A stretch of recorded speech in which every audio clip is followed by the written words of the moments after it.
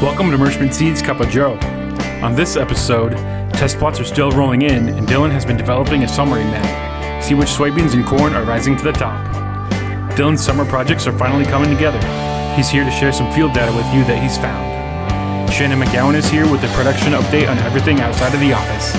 And stay tuned to hear about Joe and Shannon's experience of a lifetime they had up in the air at the 132nd Wing Iowa Air National Guard ESGR Day, flying in KC-135 Stratotankers, refueling F-16 fighters. Hi, this is Joe Merschman from Merschman Seeds. Welcome to Cup of Joe. Today we have Ben, Dylan, and Shannon, and we're going to be talking yield, sounds like, Ben. Yeah, so we are catching up to the point. A lot of the test plots have been in, so we talked about that a couple weeks ago. It's been on the website for a couple weeks for guys to kind of go through it.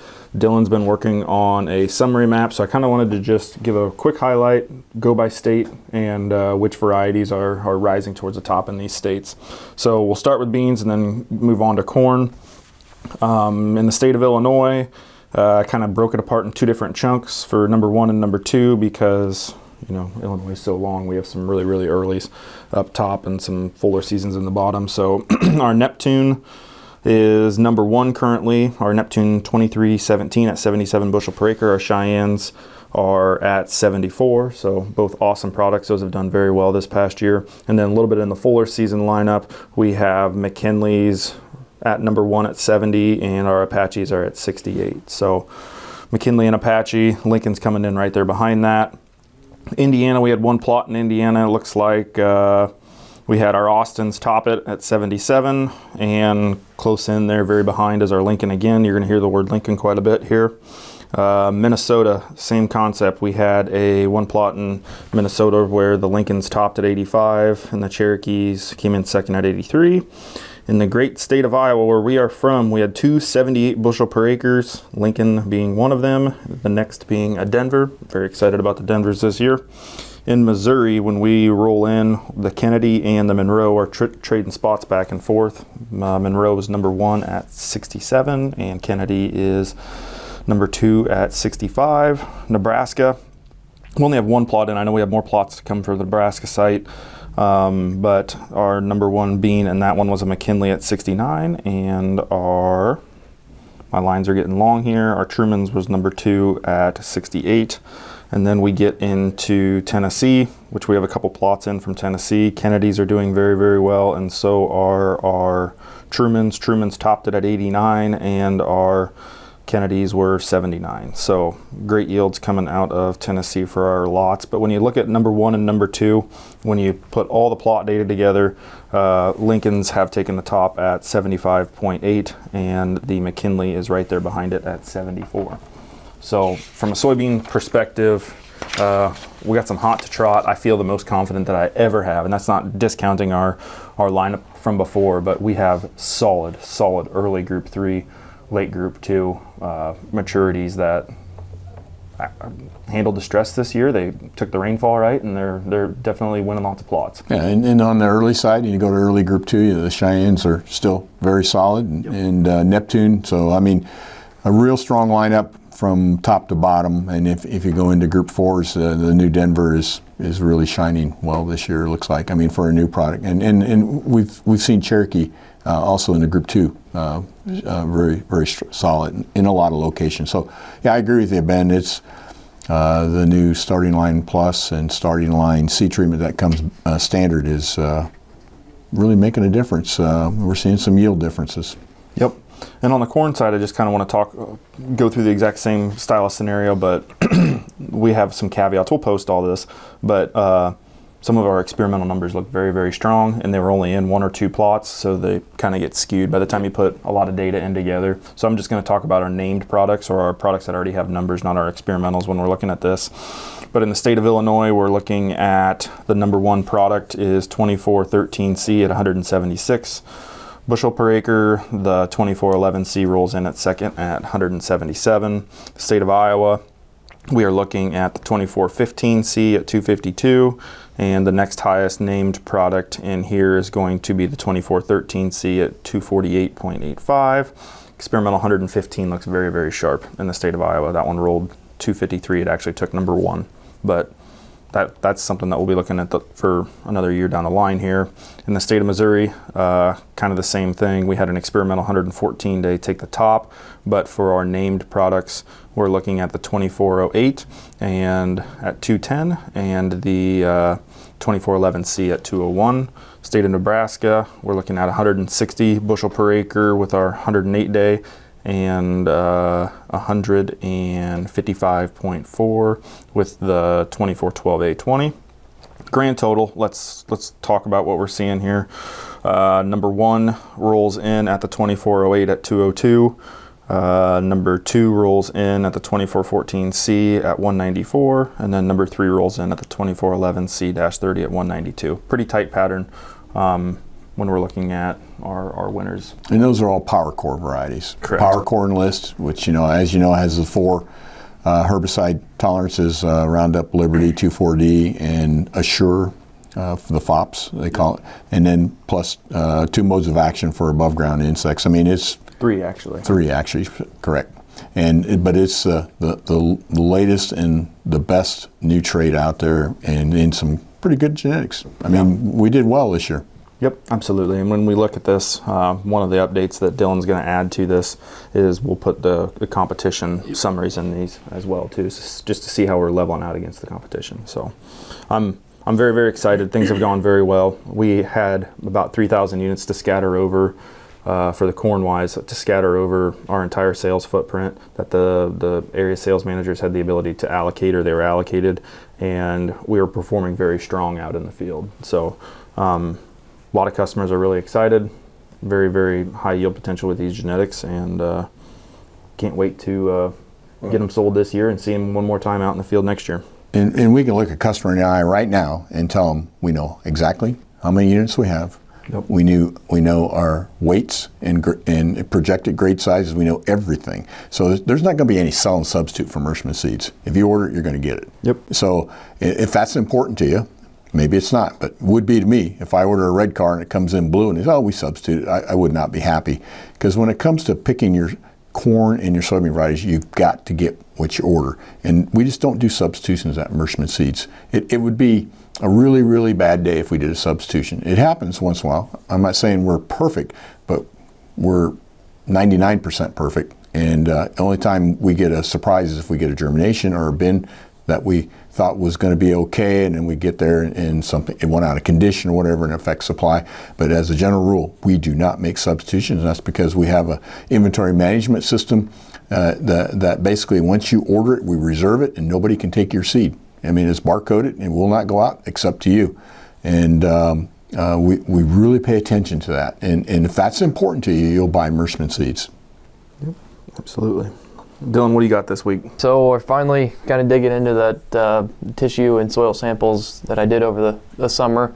And so that's finally coming together, and we're actually finally seeing some data in front of our eyes. We're seeing some major kind of patterns between our NP and K, and then between our nitrogen and boron and nitrogen and sulfur. So I just want to take a little bit. Well, Dylan, before you jump into that, just tell us what you did to generate this data. I mean, how many weeks of work and what it all involved to get to the final numbers. Yeah, so we started the second week I was here in May, which was around like V3 in corn, and we went all the way up to black layer. And then so that was an every week occurrence on Monday. On the Monday of that first week, around the same time, so it was always the same location around the same time, so we weren't throwing that off. So you're going to those plots and pulling tissue samples. Yep, so I was pulling tissue samples and soil samples within the same location of the field. Every week I could go back and find all my soil sample holes. So that way we made sure we were going to the same spot every single time to get kind of repetitive data coming in. And what was the overall purpose of this type of work? What were you trying to measure or follow? Yeah, so we're trying to get a better understanding of when the corn plant is using not necessarily just the main nutrients, but also our micros that often get overlooked. It's really, as you kind of now look at the data, it's really eye-opening how depleted, kind of like a main one, potassium. You might not think that, but seeing through, when you track it through all the way to black layer, it really shows. And we can put a picture of the graphs that I have kind of out so far to get just your eyes on it to truly, I need to start focusing on that. So. Yeah. So by looking at a typical soil, and there's nothing that was done special to any one of these fields. It's not like we jacked them up or pulled them down or chose the best area of the field or the worst area of the field. But what we're trying to do is we're trying to figure out, on an average Lee County soil, what is typically short, when it is typically short, and how we can manipulate that data to go back into similar areas 2 years from now and hopefully potentially push those fertilizer levels to see if we can see differences in an applied treatment versus an unapplied treatment. So then back to the field situations, we had a vertical till in the fall. We planted right in it, no-till, strip till, and then just your normal conventional field cultivator in the spring and planted. So we had all 4 different kind of trials going to see what was best for this type of growing condition. So so this first one, I have nitrogen, phosphorus, and potassium all going against each other, and almost every single stage, potassium, phosphorus, and nitrogen all kind of bounced off of each other. The trends were almost all the same throughout the growing season, and it seems like once you hit reproductive stages in tassel, that's when stuff really starts to trend downward. So we need to really focus on having those nutrients out there plenty of time before VT, of course, and so everything can so everything's there for the plant to use. So and that's also coincides with when it uses the most water too. Yeah. Yep. And so that's another thing. I have tracked when we got all the rainfall, so I'm going to help tie all that in, and we're going to really see when nutrients become available based off of when we got the water. So we had plenty of rain events, it seemed like, that we can get a pretty good yield data off that, or data. And then I have one against sulfur, which is really becoming a hot topic in all of ag. It's used for like nitrogen fixation, photosynthesis, so that's really huge in any plant. So, and again, we see trends, we need to load up kind of right before reproductive, or put it on like when we're side dressing, that make sure it's all plant available for the plant to take up. And then the same thing with boron, right at tassel, it really starts to deplete plant available.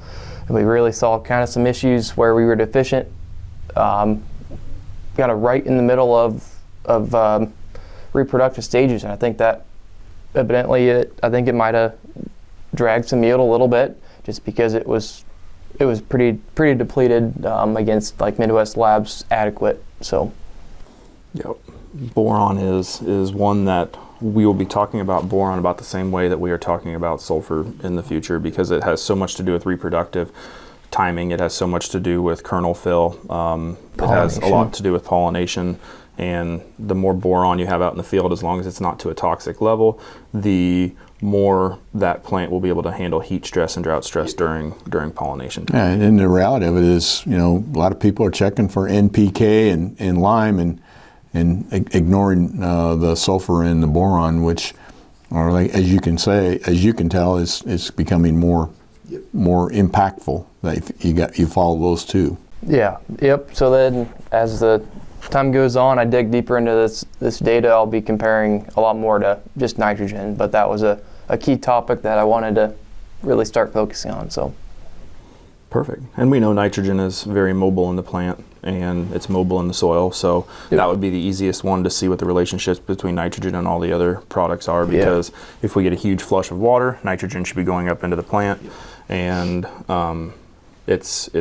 we know that as the plant starts filling, it'll pull nitrogen out of the plant and move it to different places. So nitrogen's the easy pickings off the top, and we do see some strong correlations with different timings in all fields when we look at the nitrogen. So. And I think one thing farmers need to remind themselves and remember is that if you're going to shooting for a 200 bushel average or a 250 bushel average or whatever your number is, you've got to have some spots in that field that are 50 to 75 bushel higher in order to average that.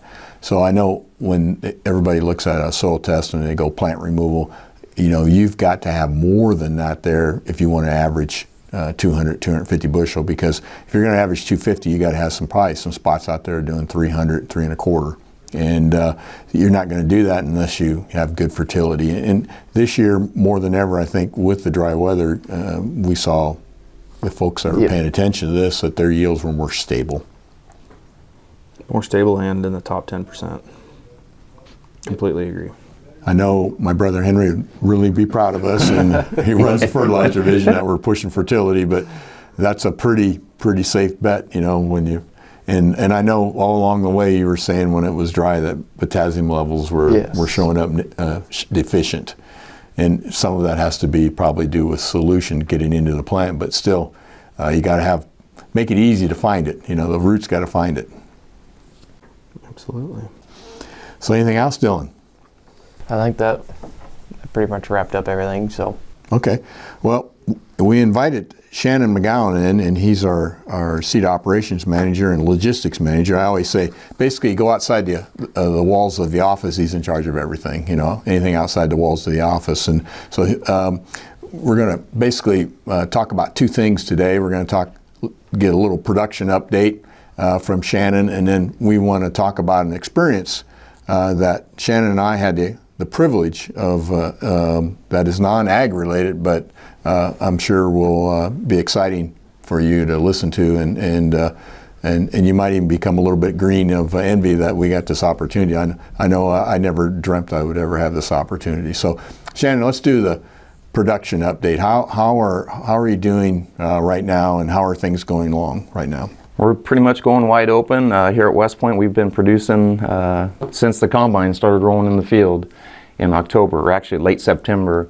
I've done a little bit of production over at Total Seed Production in Tipton, Indiana, and got the Rough Diamond plant on board just this week with a couple different varieties down there. Southern Illinois, Olmsted, Illinois, right? Yes, sir. Southern Illinois, Olmsted, Illinois. So we have production that surround all these plants to make it the freight and the efficiency and keep our costs in line to be able to compete, and so it's and at West Point here we did a little more, added another warehouse this summer, and that'll come online here end of this month.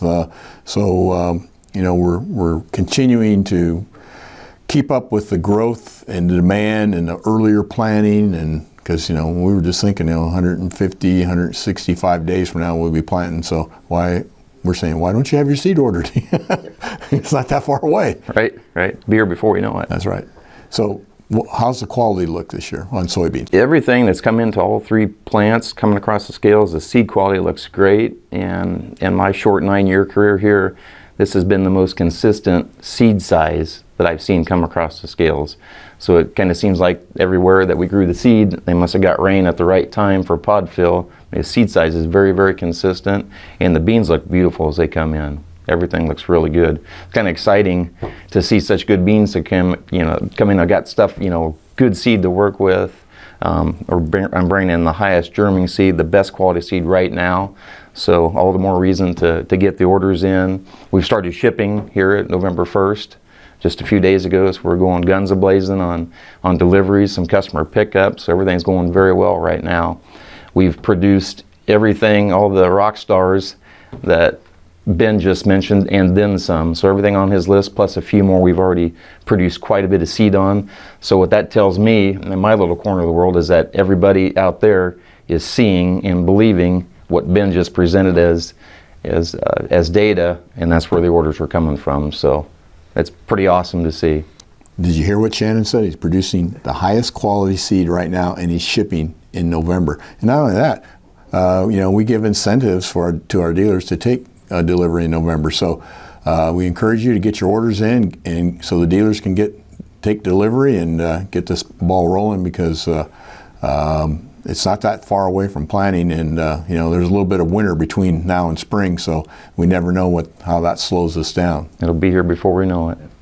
Well, very good. Well, the other thing that Shannon and I want to talk to you about is an opportunity that Dan Baum from Maple Leaf Ag from Geneseo, he's one of our top dealers, called me one day and left me a message and said, "Hey Joe, got an opportunity for you. You won't want to pass this up. Give me a call." I go, whoa, I've never exactly ever had a phone call like that. So I call him back up, and he said, "Joe, in Des Moines, Iowa, the 132nd Wing of the Air National Guard has what they call boss lift." And boss lift is where they take 30 individuals and they put them in an Air Force plane. In this case, it was a KC-135 Stratotanker. So we went up to refuel F-16s in the air. And here's a picture of the plane. Here's what the inside looks like. And we got up, and it wasn't necessarily an easy task, was it, Shannon? We had little problems. We had some problems, didn't we? Had a few delays. Yeah, to get off the ground. You know, and what it was, we had thunderstorms in the area, and we were supposed to go down to Kansas City and refuel Warthogs, but we ended up getting to fly over to Cincinnati, Ohio, and refuel Ohio Air National Guard F-16s. 8 of them. Yeah, 8 of them, and 2 different planes. Shannon was in one plane, I was in the other.